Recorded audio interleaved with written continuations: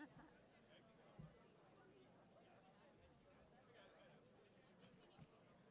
my bell.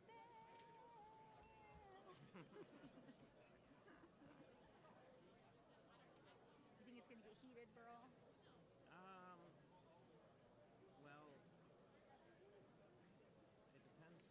You know, Sonza has come out pretty hard on the investment stuff. Yeah. I wondered about that, if that question is like too late in our, you know what I mean? Like he's going to bring it up before that. Then we can. You think quickly on your Yeah, yeah, I'll figure it out. Yeah. No. Long list of stipulations. Water was one of them. His domain. His campaign stipulated that he needed to have hot water or hot tea or something. And they weren't paying anything for that, so he sent the student down to the student bookstore to buy Legion State mugs last minute because they couldn't put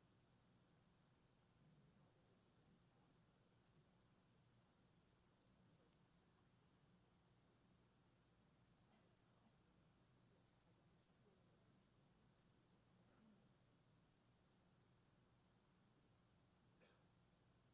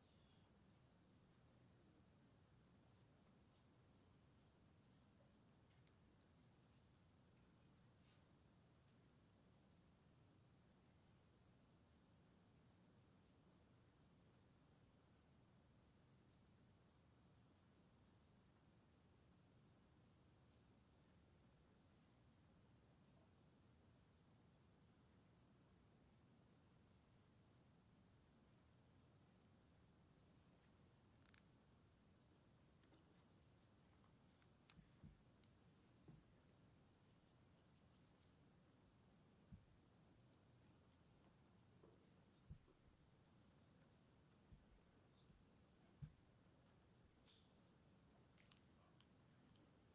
water, but it had to have cordial. It had to have the same. We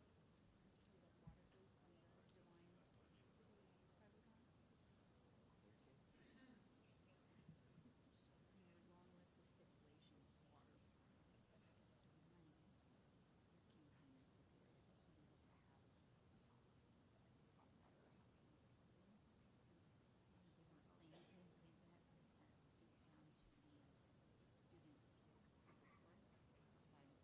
So it was the same.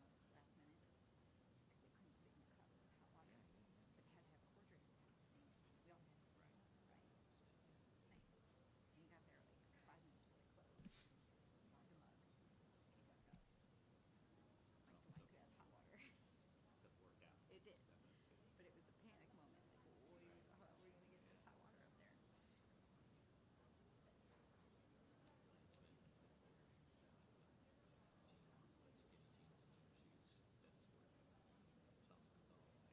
Dress. Right.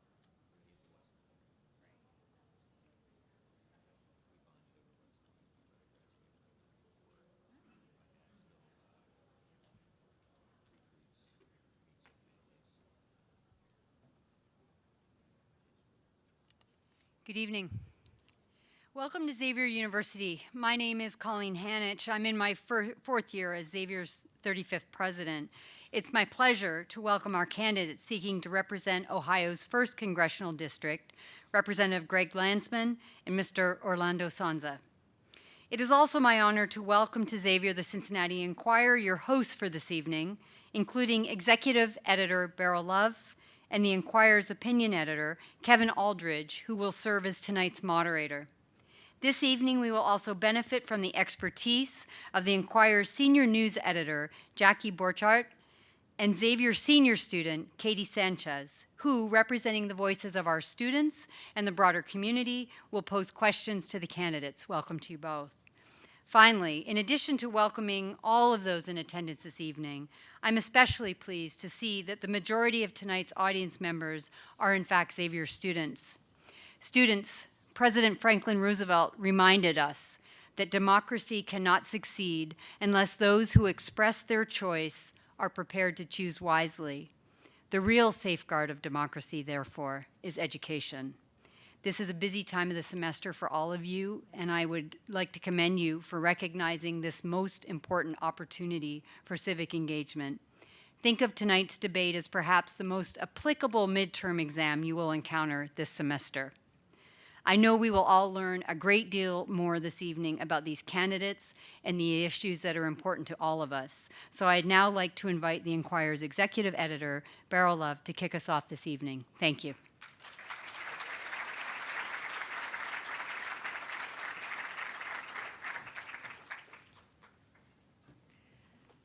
Well, good evening, and thank you for coming to tonight's debate. I'd like to first thank President Hanich and the entire Xavier family for providing the venue for tonight's debate and the support.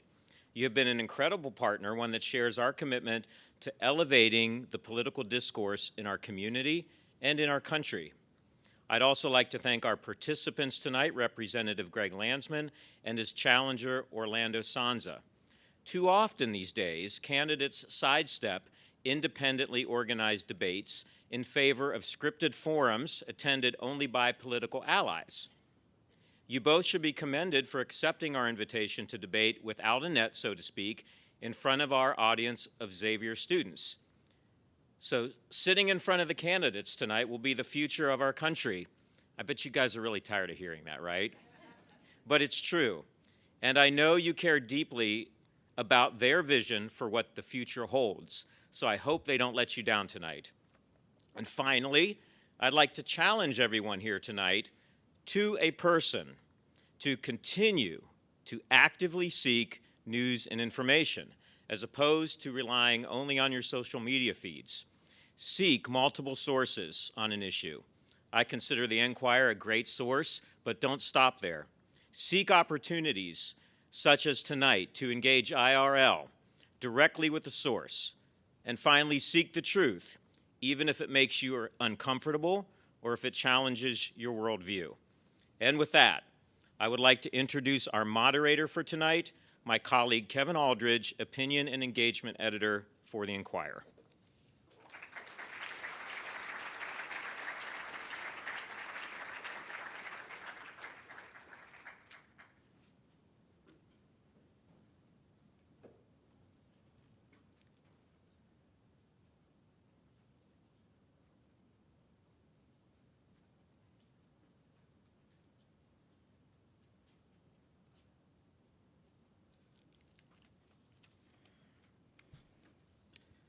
Good evening, and welcome to the Ohio 1st Congressional District debate, hosted by the Cincinnati Enquirer in partnership with Xavier University. The two candidates vying to represent the 1st Congressional District are here for the next hour to discuss some of the most pressing issues facing the district and our country. We'll meet them in just a moment, but first let me set the ground rules for this evening and introduce our panel of questioners. Our distinguished panel will ask a series of questions to each candidate. Each candidate will have 2 minutes to answer. A bell will ring when they have 30 seconds remaining, and a second bell will ring when their time is up, indicating the candidates need to conclude their answer. If time allows, toward the end of the debate, there will be a rapid fire round where candidates will have 30 seconds to answer each each of a series of questions. The moderator, myself, has the discretion to allow candidate rebuttals of up to 1 minute or ask for further clarification or follow-ups to any responses. Each candidate will get 2.5 minutes for their closing statement. The question of who goes first tonight with the first question and who gets the final word was determined by a coin toss backstage. To ensure we stay on schedule tonight, we are asking you, our live audience, to limit your cheers and applause to 2 times, one in just a moment when we introduce the candidates, and at the conclusion of tonight's debate. And it should go without saying that we expect everyone here tonight to act in a civil and respectful manner. Now to introduce our panel of questioners for this evening. First, we have the Inquirer's senior news editor, Jackie Borchert, who previously covered Ohio politics and government for 10 years, 3 of them as the Inquirer's Columbus bureau chief. Next, we have Katie Sanchez, a senior at Xavier in the Philosophy, Politics, and Public Honors program with a second major in history. She is also the editor-in-chief of the Xavier Newswire, Xavier's independent student-run newspaper that serves the campus community. Thank you, ladies, for taking on this important role tonight. And now for the candidates. We're glad to be joined this evening first by Greg Landsman. Born and raised in Greater Cincinnati, Landsman is a former teacher who in 2016 led the successful passage of the Cincinnati Preschool Promise, which now provides 2 years of quality preschool to the city of Cincinnati's 3- and 4-year-olds. He served on Cincinnati City Council for 5 years and was elected to Congress in 2022. Landsman lives in Mount Washington with his wife Sarah and children Maddie and Elijah, both students at Walnut Hills. Mr. Landsman can now come to the stage.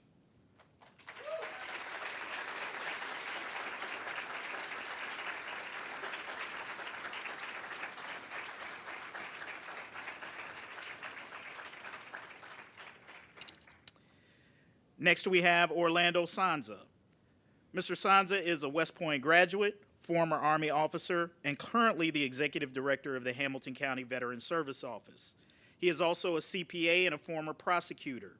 Mr. Sonza lives in Springfield Township with his wife Jessica, a fellow West Point graduate, and their 4 children. Mr. Sonza, you may please take the stage at this time.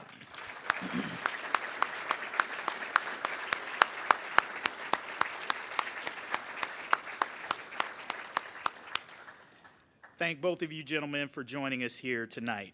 So without further ado, let's get started with what our audience here and those viewing us at home through our live stream have come to see. So our first question of the evening will go to Katie Sanchez. The economy is one, if not the top issue on the mind of most Americans. And the question of, are you better off now than 4 years ago, is a prevailing one for voters.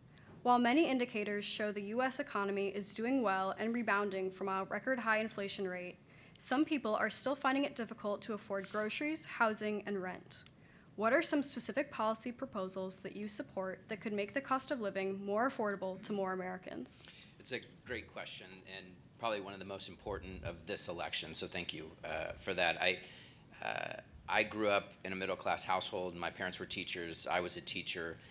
And we were raised where, we didn't want for a lot, but we didn't have a ton either. And I remember, though, that we were able to pay our bills. Like, that wasn't an issue. And I think more and more Americans, even though the economy has gotten better, more and more Americans are finding it harder and harder to pay all their bills, or if they pay all their bills, there's almost nothing left for savings or a vacation. And so the question becomes, who's the economy built for?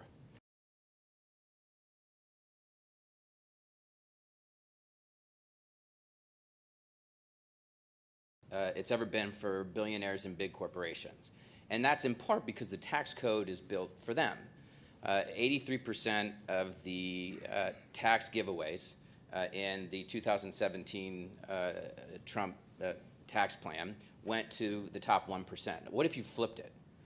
What if you said that 83, 90% of all of that will go to the working folks and middle-class families, you all, Like, you'd have a much better economy because you'd have more money in your pockets to buy goods and services here in our local communities, and that creates jobs, as opposed to what happens when the 1% get more money. They buy Twitter, and then we don't get anything from that. Is that the end, Burl? Sorry. 30 seconds. Oh, 30 seconds. Sorry. One of us was going to have to make that mistake. It was me. So fixing the tax code is number one. Number two is that you're gonna have to deal with the price gouging, and so Congress is going to have the courage to take on these companies. One piece of that is making sure that we can negotiate lower prescription drug prices for every single prescription drug bought and sold on behalf of Medicare. All right. Mr. Sonza, same question to you. Thank you. First of all, to Xavier, thank you for hosting tonight's debate. To the Inquirer, thank you for moderating. Kevin, thank you. To my opponent, thank you for being here. Look, it's a very important question, right? Because not only is it the forefront of all Americans, it's at the forefront of me and my wife, Jessica, as we're trying to do the hard work today of raising 4 children under the age of 10. We're thinking about the rising cost of groceries. We're thinking about the rising cost of rent and mortgage and house prices and utility bills. So it's a twofold problem set. And I'm speaking not just as a CPA, but someone that looks through things through a common sense lens, right? Because ideas have consequences, and bad ideas have bad consequences. So what's the first problem set? It is this hyperinflationary environment that we have. How do you fix prices that continue to increase due to this inflation? Well, what you have to do is you have to stop this idea of spend, spend, spend in our federal government. So what I've committed to is that when we get to Congress, we are actually going to cut government spending. And I know that many politicians say that, and they don't really back it up. Well, I know that the Government Accountability Office every year does a report for redundancy and duplicative government spending. We don't need to do the homework. It's already there. Now, I'm not going to agree with everything in that report, but you can start with cutting the fraud, waste, and abuse and the duplication and the redundancy in government. So stopping this over-bloated government spending fixes the inflation problem. But what do you then do with prices still high? Well, what you can do is make sure that we have a competitive environment that allows for prices to go down. So if we actually increase competition, whether it's in healthcare or whether it's in manufacturing or energy, if we increase competition here in America, we're actually going to bring those prices down. I think that's how you fix both of those problems. All right. Mr. Sonza, the second question will come to you, and this will be asked by Jackie Borchard. The number of migrants coming to the United States-Mexico border continues to be a concern for many Americans. We've seen the impact that immigration is having on border towns, and even right here in Ohio, in the city of Springfield. What needs to happen for the U.S. to reduce the number of illegal border crossings, while at the same time making room in our cities and towns for legal migrants and asylum seekers without overwhelming them? Very important question. Why? Because as I walk around this district now, whether it's the economy or followed very closely by the issue with the southern border and immigration, those are the forefront of voters' minds. And this hits home for me personally, right? Because I have the blessing and privilege to say that I'm a product of a legal immigration system. Because I was born in the Philippines, moved here when I was 3 years old. My parents, Orly and Susan, raised me in New Jersey alongside with my brother and sister, and they instilled in us values and this idea that in this great country you can pursue whatever you want through your own hard work and work ethic. But you have to enter this country the legal way, just like the same way that me and my family did. My dad had to wait 5 years to be a naturalized citizen. So what we're seeing in this country right now flies in the face of not just my dad, but the millions of Americans that have come in here legally. So how do we actually stop the over 15 million illegal immigrants that have come into our country that are overburdening our economy, overburdening our housing market, and also bringing in fentanyl epidemic here in Southwest Ohio, rise in crime? Well, you've got to immediately close that border. And I know that, look, if I was in Congress in these last 20 months, I would have voted for the Secure Border Act, unlike my opponent. That would have immediately secured the southern border, brought resources to our Border Patrol, and also tightened up our asylum policies and actually sent resources to our immigration courts. So in both of those ways, you can bring in people in here legally and welcome them in here just like my family did to pursue the American dream. But we have to do it in a way that actually stops the bleeding at the southern border and actually tightens up the policies and procedures that we have. Mr. Sonza, I'll take my first liberty as moderator to ask you for a follow-up and see if you can answer this in maybe about 30 or 45 seconds. Candidate Trump has talked about doing mass deportations to address this issue of immigration. Is that something that you would support, and how do you see that taking place, if so? I don't support a mass deportation. Number one is that I don't think it's logistically possible. And number two is who is going to pay for that mass deportation? We're already crippling under the weight of our own failed economy right now. But I do think that there's something to be said. Putting my former prosecutor hat on, that if there's going to be those that are deported, it's going to be those illegal immigrants that have committed violent crimes right here in our community. They don't belong here in Greater Cincinnati. They certainly don't belong here in the United States. We can certainly deport them. And again, unlike my opponent, I would have voted the very first time with the last immigration bill that came before the House. It would have immediately deported violent criminals that committed sex crimes and domestic violence against women in the United States. I would have voted for that bill. Thank you, Mr. Sonza. Same question to you, Mr. Landsman, and I will give you a few extra seconds that we gave him so you can address the same tail-end question I asked him. Sure. Right. I think it's one of the most important issues, as Mr. Sonza mentioned, and this is one where I think he and I see eye to eye, maybe not perfectly, but the fact is that you have to have a secure border. And for far too long, both parties have messed this up. The bipartisan border fix, which I helped put together because I'm part of a group of 30 Democrats and 30 Republicans in the House called the Problem Solvers that wanted to see a deal get done. We wanted to see something happen, right? Because we've been at a stalemate. And so the bill did three things in particular. And I suspect that Mr. Sonza would agree with all three of these. One is it would increase the number of Border Patrol agents, thousands more. Two, it would increase the number of judges, thousands more, and that decreases the wait time to see an asylum judge. If there's more judges, then instead of having to wait 6 years where you're waiting here, you wait 6 months and you do it from your home country. And then it changed the asylum rules to make the credible threat criteria much higher. That was a good bill that will get 300 votes in the House, probably 80, 90 in the Senate. It was built or put together by one of the most conservative Republicans in the United States Senate. And it would have come to us but for Trump. Trump did not want it to get in the way of his reelection campaign. I don't think that's how you should govern. I don't think most Americans think that's how you should govern. A person doesn't come first. The country comes first. This should have been put in front of us, and hopefully we get to vote on it. I suspect that Mr. Sonza would vote like I would, which is to vote for the bipartisan border fix. And the bill that didn't go anywhere because it had two things. One, it did not have any money for judges. That's a huge problem. And two, it would have done the kids in cages again. I don't believe that if given the choice, Mr. Sonza would pick that bill over the bipartisan border fix. Mr. Sonza, I'm going to give you 30 seconds because he invoked your name a couple of times. Yeah. All right. Kindly. I appreciate how cordial this has started. It's very good. Students Very in the good. room, we're just super nice. Listen, I agree with everything that my opponent just said, except for the part that I do want to highlight, why I do take exception to the bill that he's referencing, right? Again, I'm speaking as a product of legal immigration. That bill would have had a triggering mechanism that would have only invoked enforcement authority if the encounters in the border reached greater than 5,000 per day.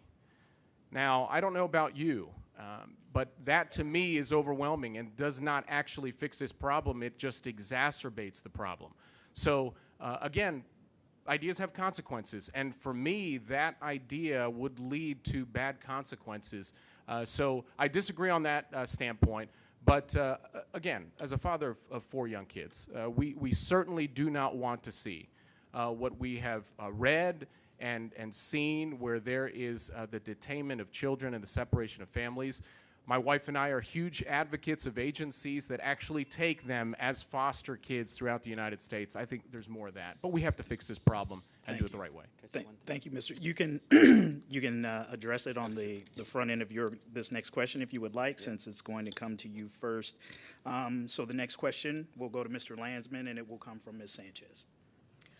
What is the role of the United States in conflicts in the Middle East and Ukraine? How far should we be willing to go in support of our allies, and specifically, what should be done in terms of military and financial support and coalition building?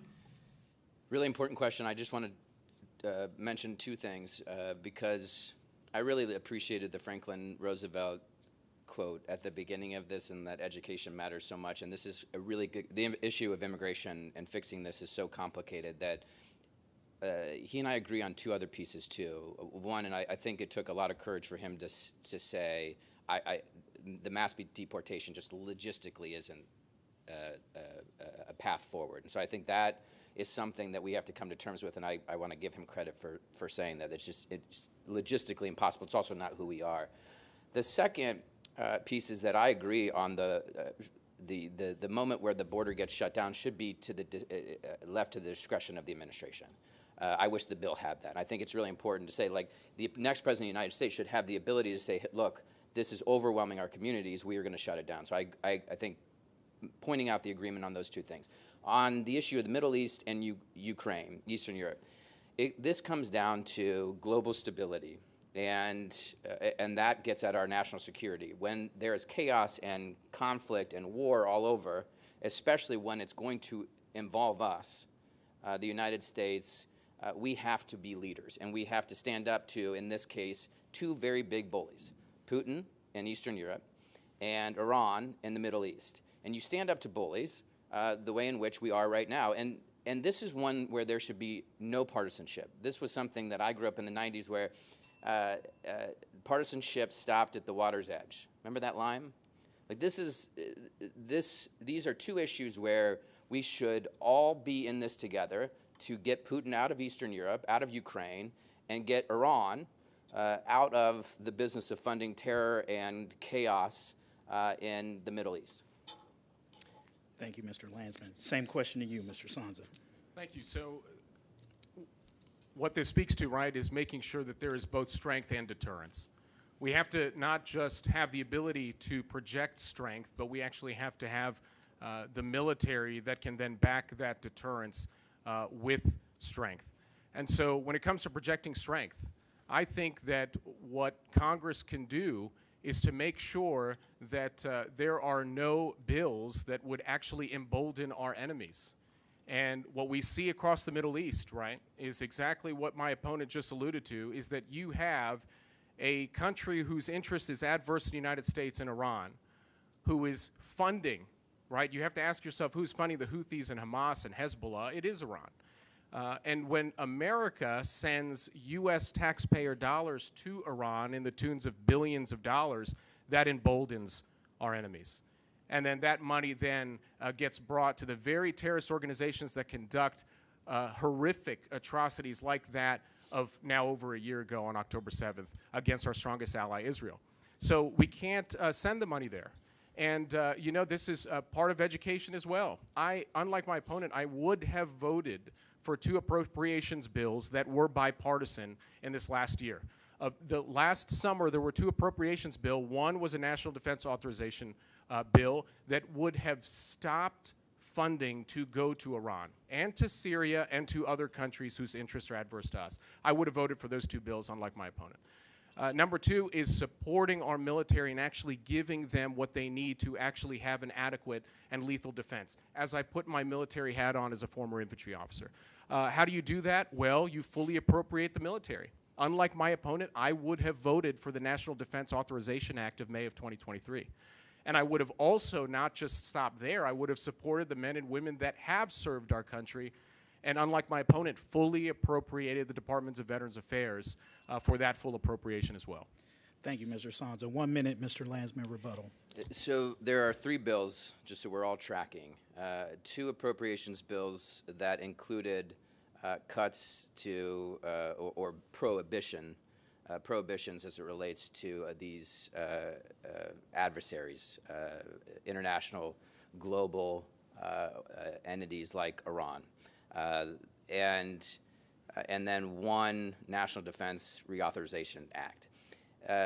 I voted for all three of them. Now, the first version of the two appropriations bills included huge cuts. They weren't bipartisan. They did not make it to any conference committee or any. They weren't going anywhere. It was an attempt to ensure that the far right got these poison pills, including all of these prohibitions against gay and lesbian and transgender communities.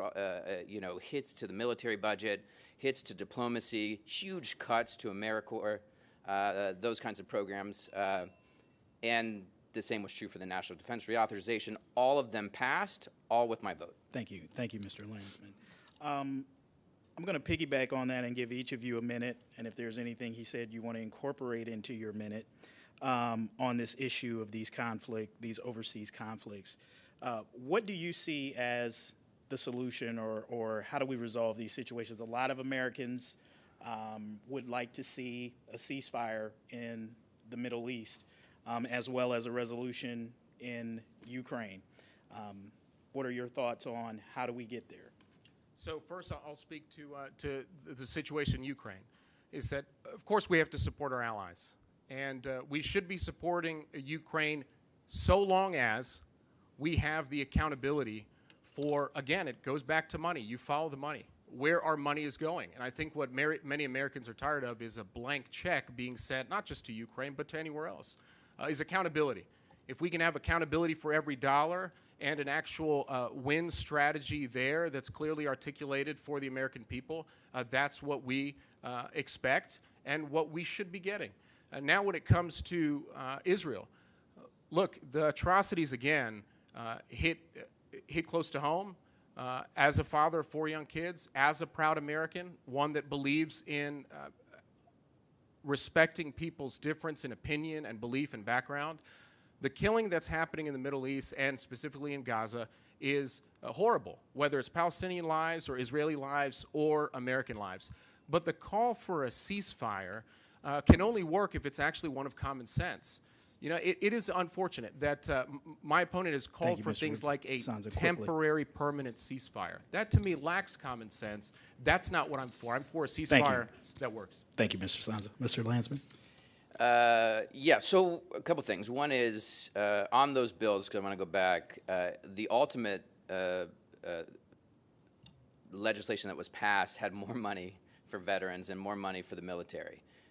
So I think, again, if he had the option, my opponent would have done just what I did, which was vote for the final bills, not the ones that had the huge cuts. There is no blank check to Ukraine. Be clear. We build all of these weapon systems, the munitions here. These are American jobs, and then those get shipped over to Ukraine. We are not giving them a blank check.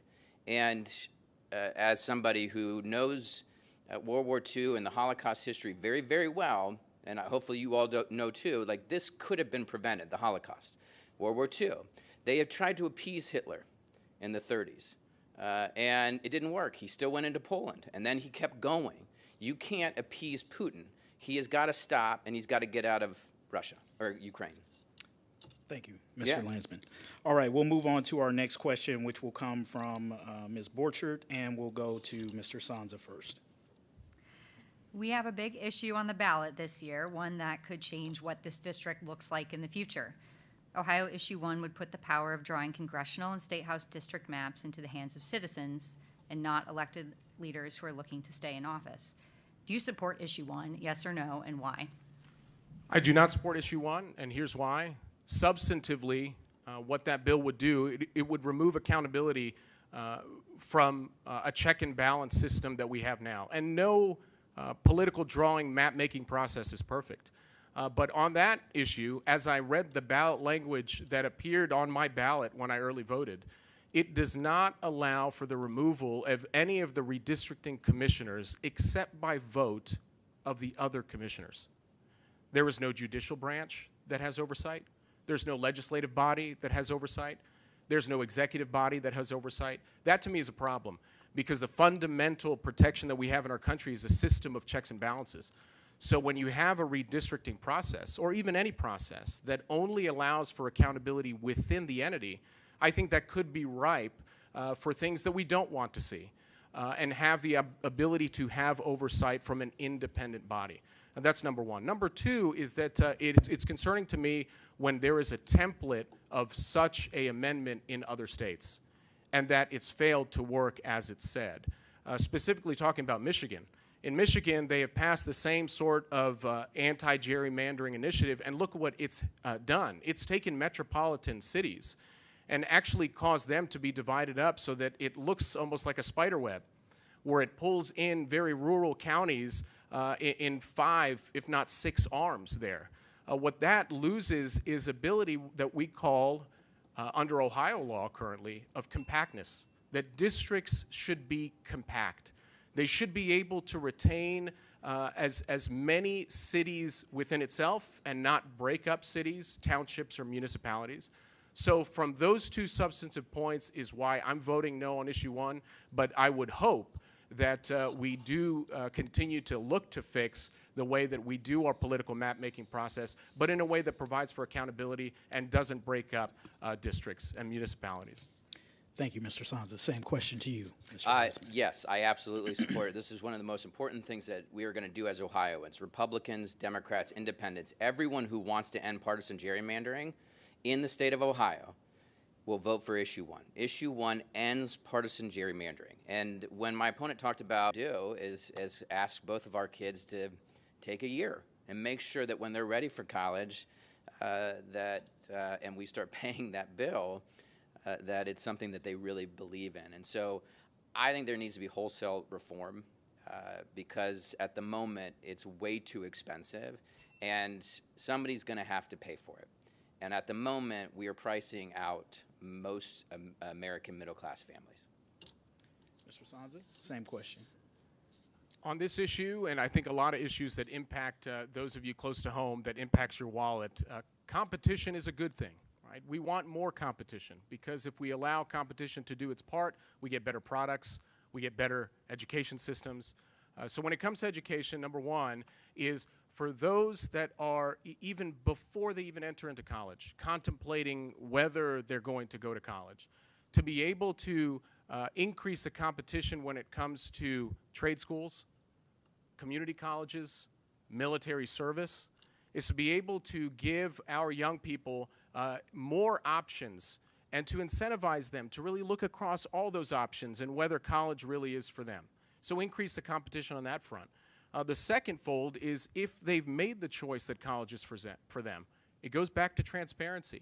The rising costs in college right now is a concern not just for students but also for parents, because a lot of colleges, Xavier not being one of them, is transparent when it comes to where all their tuition dollars go to. If we increase that transparency, and we can do it through federal legislation, so our grants or maybe tax incentives when it comes to if universities can invest in X, Y, Z when it comes to tax-exempt bonds, could be the mechanism where we allow for more of that transparency so that when the cost comes up, you've now got universities and colleges that are competing with each other for which is more transparent.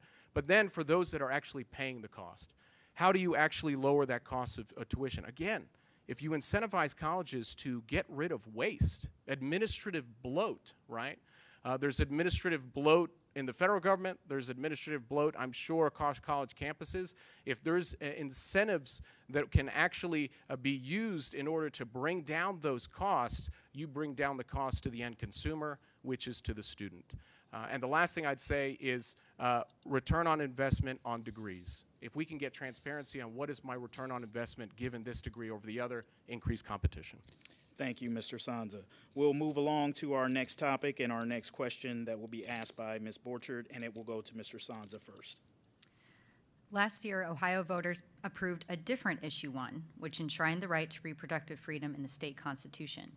What is your stance on reproductive freedom, and what, if any, role should the federal government play in determining when and how abortion should be allowed?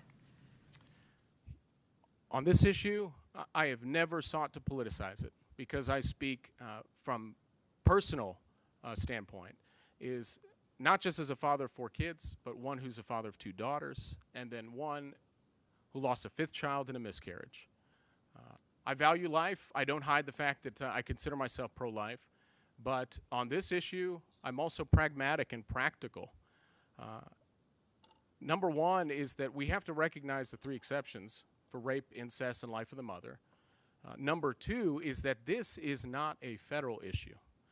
Not just when Ohio voters deemed it so last year, but when Roe v. Wade was reversed, the Supreme Court brought this down to the states. So this is not a federal issue. I'm not going to Congress to make it a federal issue.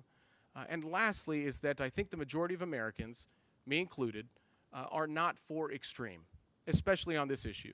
What is for extreme? Taking positions that allow for abortion up until the 3rd trimester. I think that is extreme. And again, a policy difference between me and my opponent is that if I was serving in these last 20 months, I would have voted yes on the Born Alive Act that would have simply made it a doctor's duty to save the life of a child born alive in the course of a failed abortion. I would have voted yes, unlike my opponent on that, because voting no to me is extreme, and I'm not for that.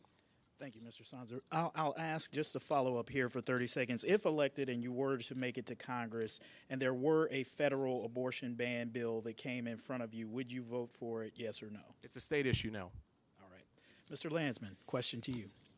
So a couple years ago, Mr. Sonza took the Ohio Right to Life questionnaire, and it says, as each of these questionnaires do you support a federal ban on abortions? And he said yes, and then signed at the bottom. It also asked, do you support a ban on IVF? Yes, signed the bottom. Do you support a ban on gay marriage? Yes, and signed the bottom. He would absolutely vote for a federal abortion ban. And that is a huge difference between the two of us, because my hope is that in addition to the John Lewis Voting Rights Act, to ban partisan gerrymandering and dark money and voter suppression, I will be able to vote on the Reproductive Freedom Act, which will restore reproductive freedom in this country, so that there isn't a part of the country, there's no state where politicians are telling women what they can and can't do with their bodies. It's not the role of politicians to be telling you what you can and can't do with your health care.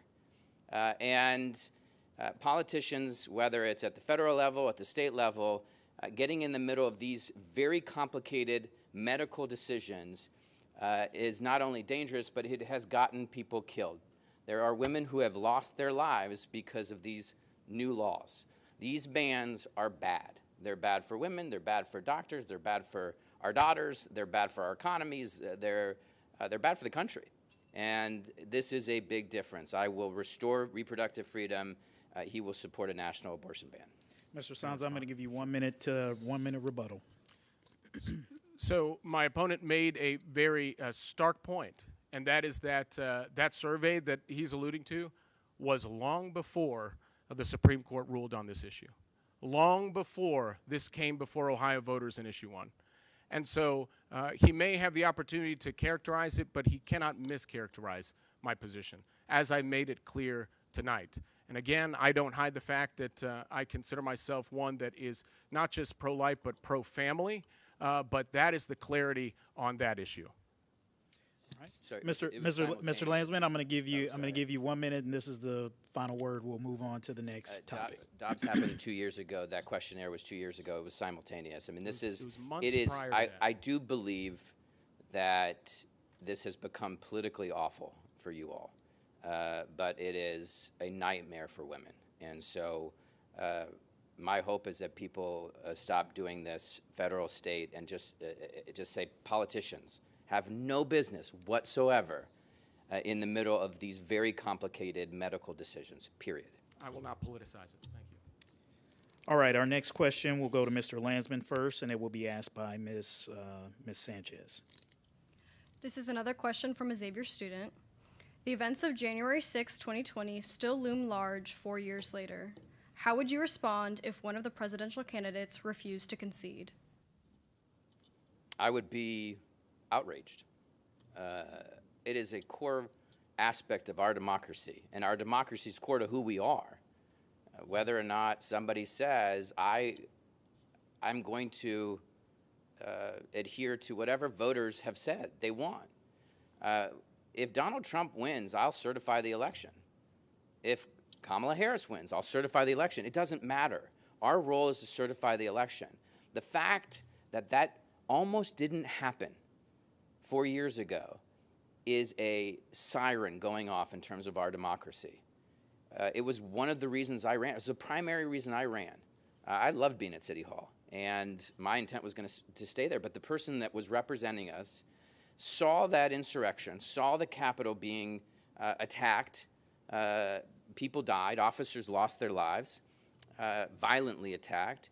And then members of Congress, some of them had the courage to say, look, we're not going to give up this building or our democracy.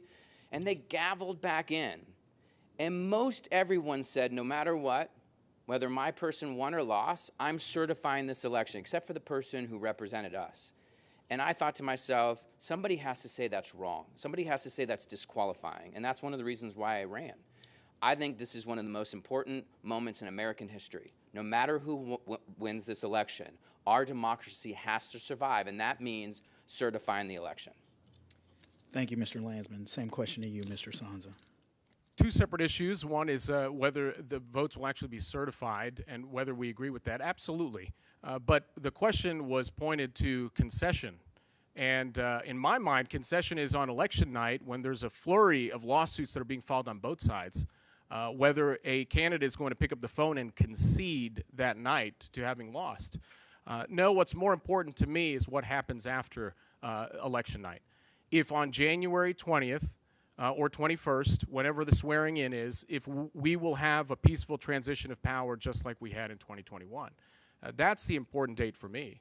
If whether one candidate that lost, whether it's Kamala Harris or Donald Trump, whether they will allow the other person to raise their right hand and swear to protect and defend and stand up for the Constitution.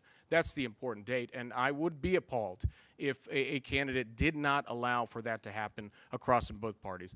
But, you know, my opponent invokes his time on city council, and in my mind, the two are connected when you're bringing up a date like January 6th, because a lot of people characterize that as a threat to democracy.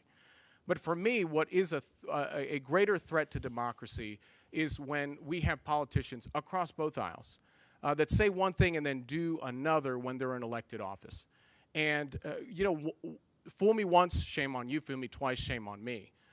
But if there's a pattern of misconduct, that to me should be alarming, and that's where accountability comes into play. Reminding my opponent that I know he doesn't like to talk about it, but 2018, he was part of the Gang of Five on Cincinnati City Council. And then now what do we learn just 2 days ago from the Cincinnati Enquirer? That it was my opponent that violated Federal Stock Act in failing to disclose over 80 stock transactions within the 45-day timeline. How long did it take Congressman Landsman to disclose over 80 stock transactions? 20 months.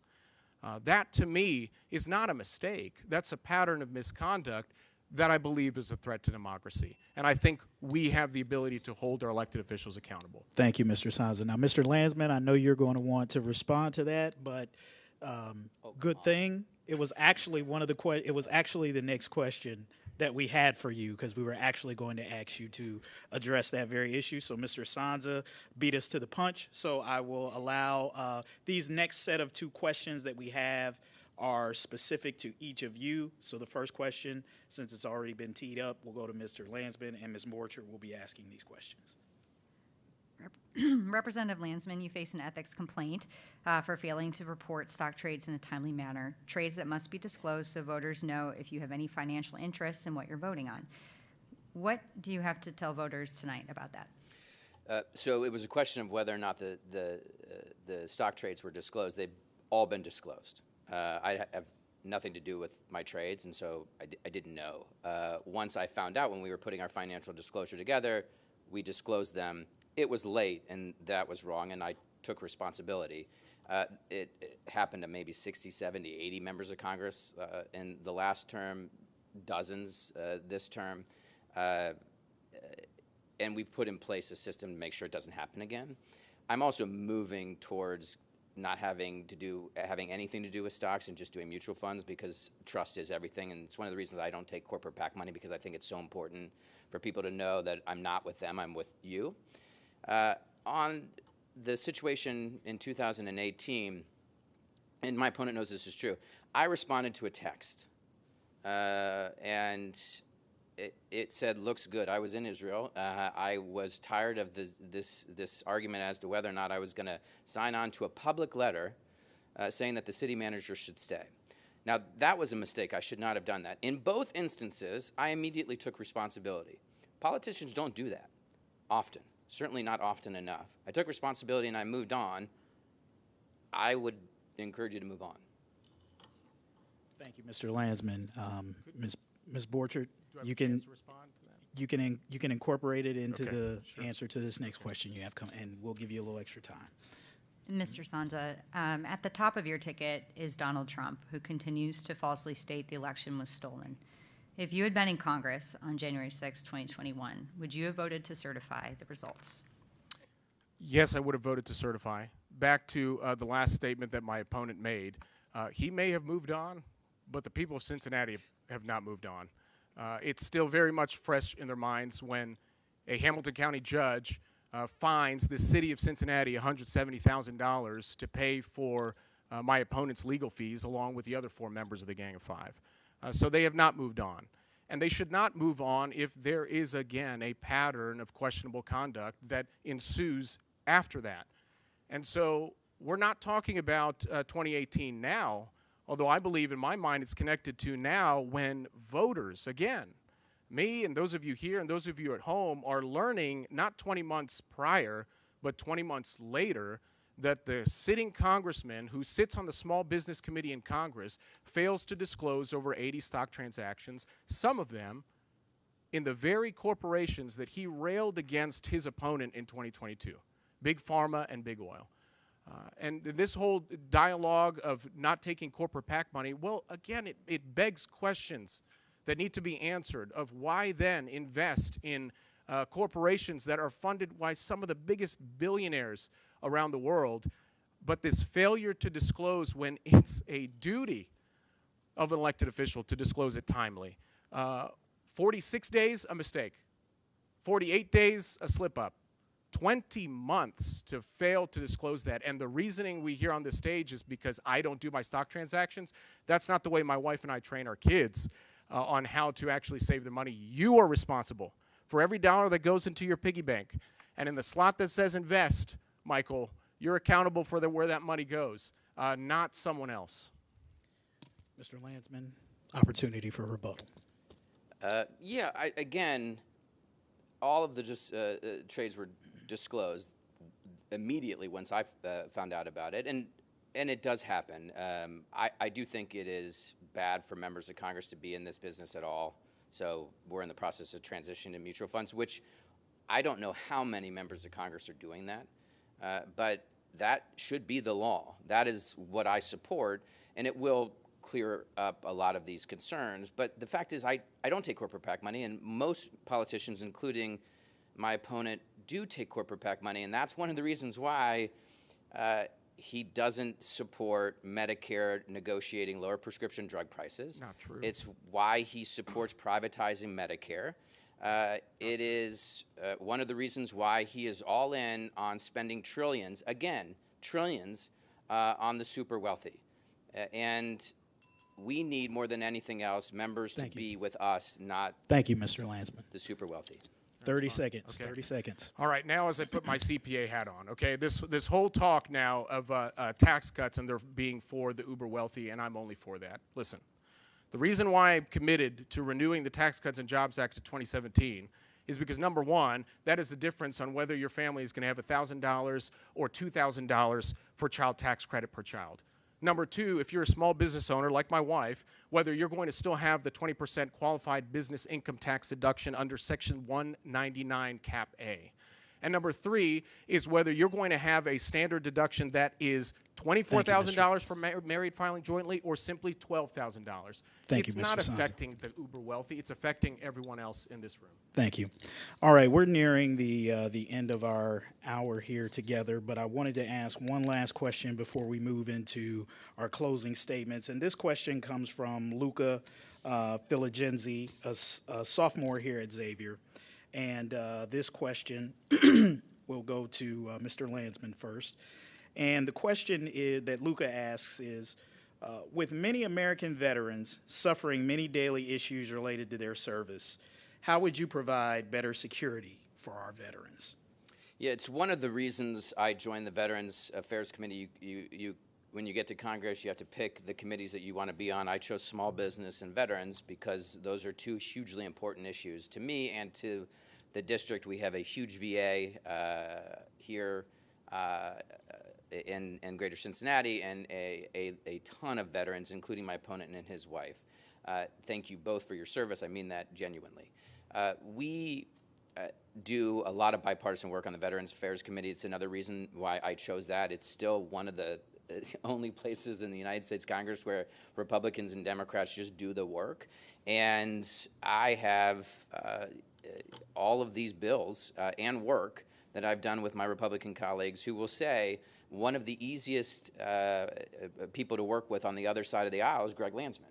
And we just introduced a bill this week or last week, I can't remember, a couple days ago, that would make sure that every single one of our dollars going to suicide prevention, which has become a crisis for veterans, only goes to those programs that work. We have a program here in Southwest Ohio. It's outside the district a little bit, like my opponent, but it's called Save the Warrior, and it works. It makes a huge difference, and they have saved thousands and thousands of lives. All of these dollars should go to programs like that.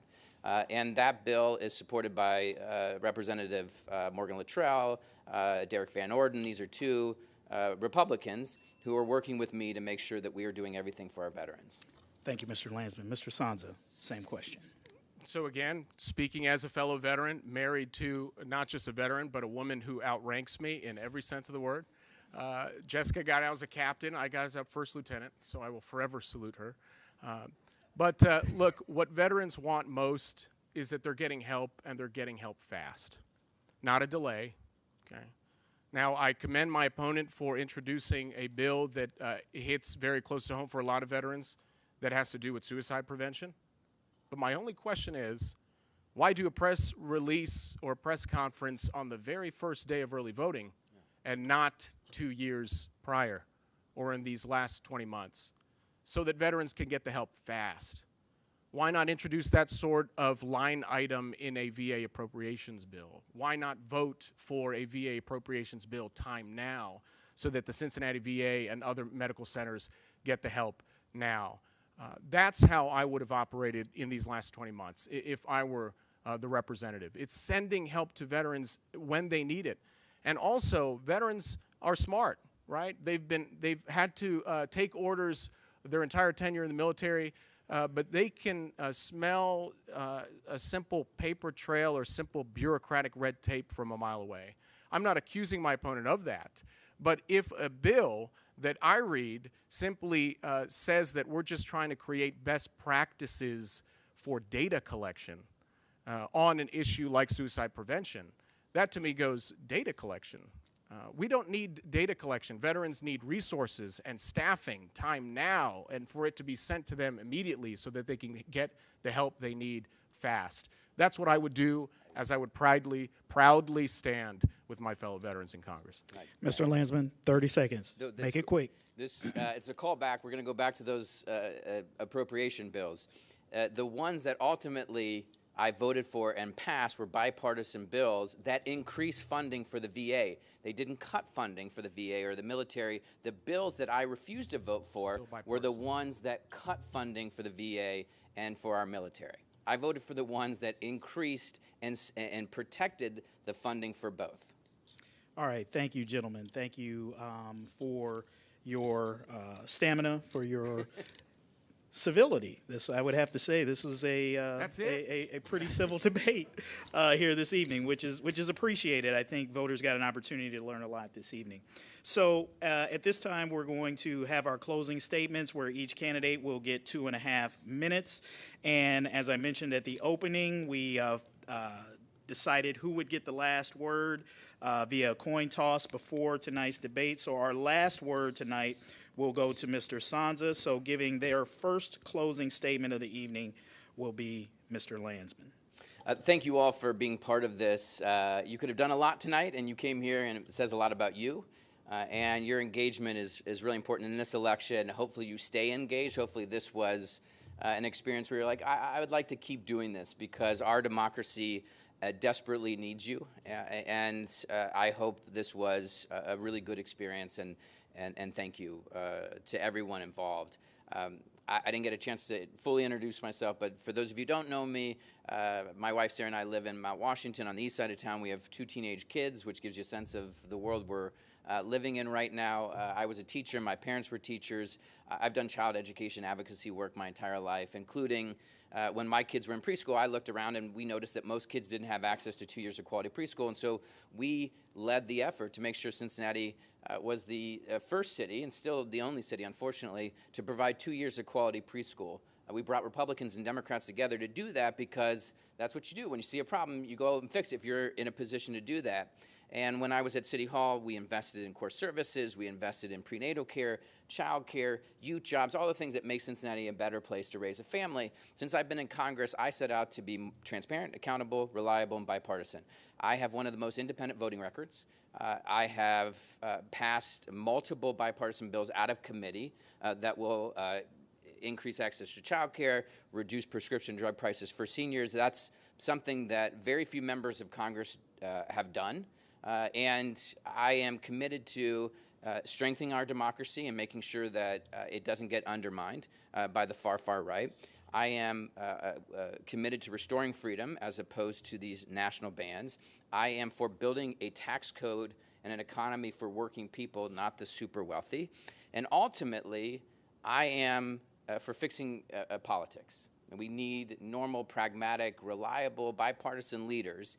And this is a moment where both the left, the far left, and the far right need to see people in the middle, leaders like me, stand up and say, we're not doing this anymore. We're not doing the chaos and the extremism and the cruelty of the far right or the far left. And it's one of the reasons why Democrats, independents, and a growing number of Republicans have supported me, will continue to support me. They just want normal, pragmatic, bipartisan, reliable leadership, people who just work. Thank you, Mr. Landsman. Mr. Sonza, you'll have the final word this evening. Well, thank you again to Xavier and to the Inquirer for hosting tonight's debate. Thank you all for participating right here at this Xavier auditorium. To those of you tuning in at home, thank you for taking interest in tonight's debate. Hopefully tonight you've seen the contrast between myself and my opponent. The status quo and an opportunity for real positive change, substantive change. Someone that can articulate issues and problem sets, does not pretend to know all the answers, but can try to put a critical thinking cap on, given a broad experience and background, to solve the very problems that are at the forefront of our minds today. A broken economy, rising crime, fentanyl continue to pour into our cities, how to get better quality education, and to restore American leadership both domestically and abroad. Hopefully, over this last year, through the course of this campaign, and including tonight, I've earned your vote. A vote to restore integrity, duty, honor, country, accountability, and real policy solutions that can work for all of us, not just some.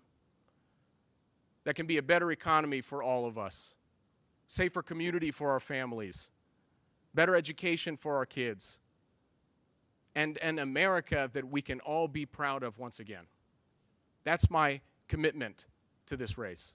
That's my commitment if you elect me to be your representative. Now, I know that we will not agree on all the issues, but that's okay, because diversity in opinion and thought is what makes our democracy great. But at the end of the day, whether you're voting early or in the next 20 days on November 5th, I am asking for your trust. I am asking to be your voice and your advocate in Congress. And ultimately, I am asking for the honor and the privilege to serve you. Thank you, and God bless you all. Thank you. Let's give both of these candidates a hearty round of applause.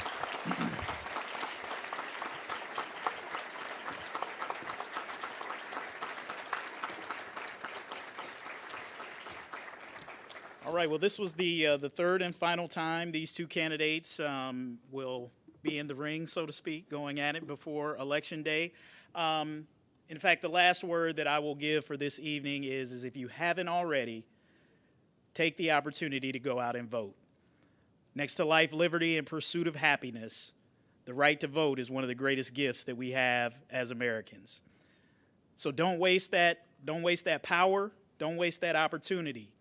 Many folks say that this might be the biggest election of our lifetimes. And this is not one where anyone should want to sit out on the sidelines. You've heard these two gentlemen here who have presented their views for leadership. I would encourage you to continue to do your report or do your own research, understanding the candidates and the issues at hand, and make sure that you're an informed voter. That way you can feel confident when you step into that voting booth that you're making the right decision, no matter who it is. And again, my hat's off to you two gentlemen. I think anytime someone steps up to run for office and assume the role of public service, both of you know how it is to go through these campaigns and particularly how difficult it is in these times. Our hats off to you. Thank you for tonight. Everybody have a good evening, and until next time.